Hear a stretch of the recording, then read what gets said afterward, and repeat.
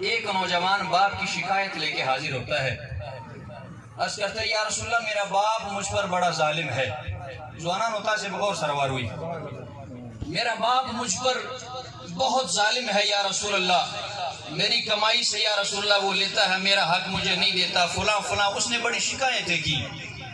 لجپال نبی نے صحابہ سے فرمایا کہ اس کے والد کو میری بارگاہ میں حاضر کریں، اس کو یہ پیغام دیں، اطلاع دیں کہ رسول اللہ بلا رہے ہیں.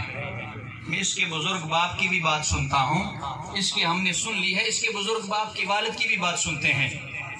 جب صحابہ گئے اس بزرگ کے پاس کہ رسول اللہ تو آپ کو بلا رہے ہیں دربار رسالت میں، سماعت فرمائیں، بہت بڑا سبق نوجوانوں کو دے رہا ہوں. کس وجہ سے بلا رہے ہیں؟ کہا جی آپ کے بیٹے نے رسول اللہ کی بارگاہ میں آپ کی شکایت کی ہے کہ آپ اس پر ظالم ہیں، اس کا حق نہیں دیتے، اس طرح کی شکایت لے کے آیا ہے. اب وہ بوڑھا باپ ہے، اس نے جب یہ سنا تو کہا کہ جی آپ چلیں، میں رسول اللہ کی بارگاہ میں حاضر ہوتا ہوں. گھر سے جب وہ باپ نکلا نا تو اس نے چلتے چلتے اس کی آنکھوں میں آنسو آ گئے کہ یار ایسا بھی وقت آنا تھا کہ میرا بیٹا ہو کے میری شکایت لے کے رسول اللہ کی بارگاہ میں چلا گیا، شکایت کی وہ بھی اللہ کے محبوب کی بارگاہ میں. میں تو شرمندہ ہو جاؤں گا وہاں جا کر، میرا بیٹا ہو کر میری شکایت کرتا ہے. رستے میں چلتے چلتے اس نے دل ہی دل میں کچھ افسوس کے اشعار اپنے بیٹے کے لیے پڑھے. اس نے خود بنائے وہ شعر. چلتے چلتے اس نے دل ہی دل میں کچھ اشعار پڑھے.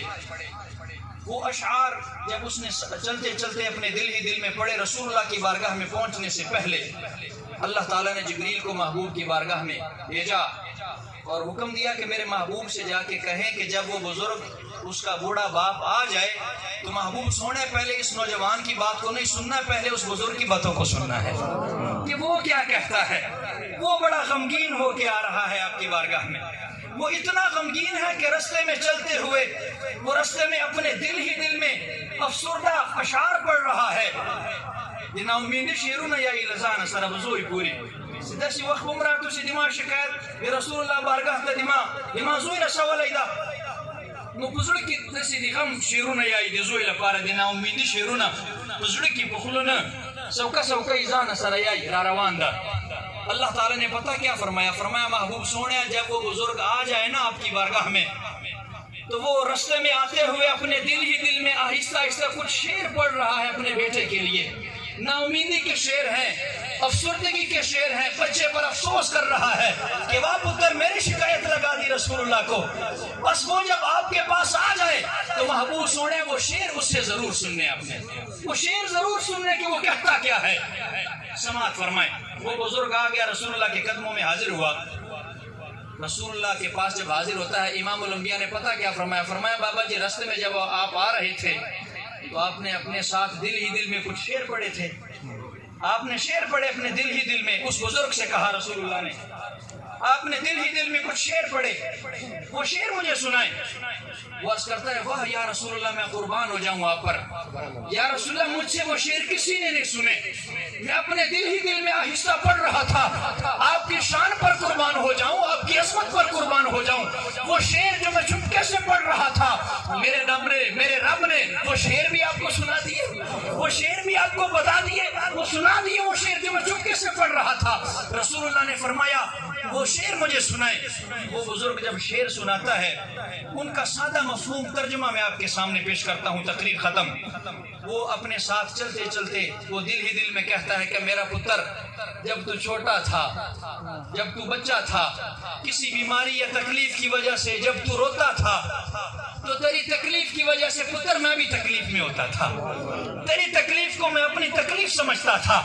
پتر جب رات کو تجھے نیند نہیں آیا کرتی تھی تو بیٹا میں بھی رات کو تیرے ساتھ جاگا کرتا تھا، میں بھی نہیں سوتا تھا. پتر میں نے اپنے منہ کا جو نوالا ہے، جو لقمہ ہے، جب تو میرے پاس ہوتا تھا میں بھوک برداشت کر کے وہ لقمہ تیرے منہ میں ڈال دیتا تھا. بیٹا میں نے بڑے ناز اور نخرے سے تجھے پالا ہے. میں نے تو بڑی امیدیں لگا رکھی تھی کہ میرا بیٹا بڑا ہوگا، جوان ہوگا، میری دیکھ بھال کرے گا، میرے ساتھ پیار محبت والا معاملہ کرے گا، محبت سے پیش آئے گا. اور پتر تجھ پر افسوس ہے، تو نے میری شکایت رسول اللہ کو لگا دی ہے. پتر تو نے میری شکایت शिकायत अल्लाह के महबूब को लगा दी है, मेरी शिकायत अल्लाह के नबी को लगा दी है।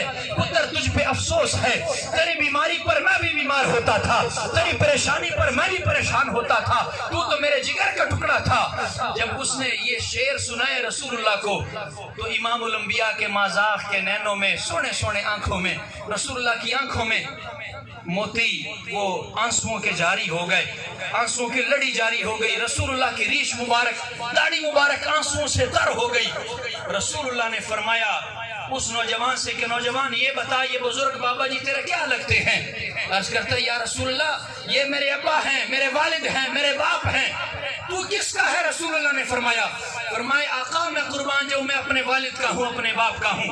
रसूलुल्लाह ने फरमाया नहीं, तू भी अपने बाप का है, तेरा माल भी तेरे बाप का है।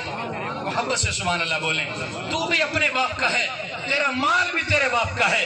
रसूलुल्लाह ने जब ये फैसला सुना दिया, हमें एक सबक मिल गया, तकरीर खत्म, कि जब भी आपके बाप, आपके वालिदैन बुजुर्ग हो जाएं, उनसे सख्ती वाला मामला न करें, नरमी वाला मामला किया करें, मोहब्बत से पेश आया करें।